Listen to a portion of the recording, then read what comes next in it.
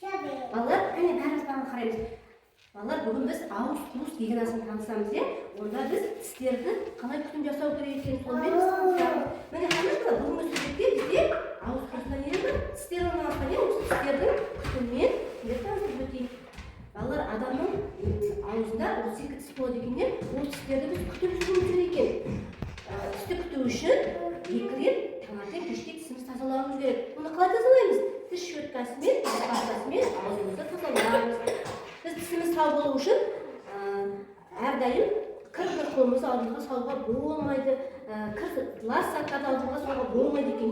Міне балалар, қараңдар, біздің алдымызда міне тістер суреттер жатыр. Осы тістерді біз қазір мынандай тіс щеткасы арқылы тазалаймыз. Кәне тістерімізге зақымданып қалыпты балалар, кәне тазалаймыз, кәне. Айтсаға, кәне тазалаймыз. Тістерімізді тазалап, кәне көрейік.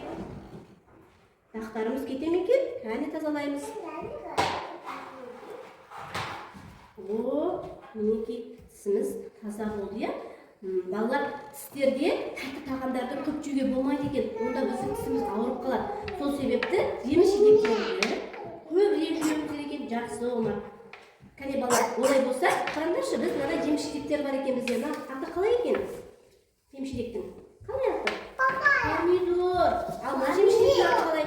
Апельсин екен. Мына жеміс-жидектің аты қалай? Апельсин. Ал мына жеміс-жидектің аты қалай? Алма. Бәрін берекесіне. Мынау қандай жеміс-жидек? Морковь, сәбіз. Жақсы, мынау қандай?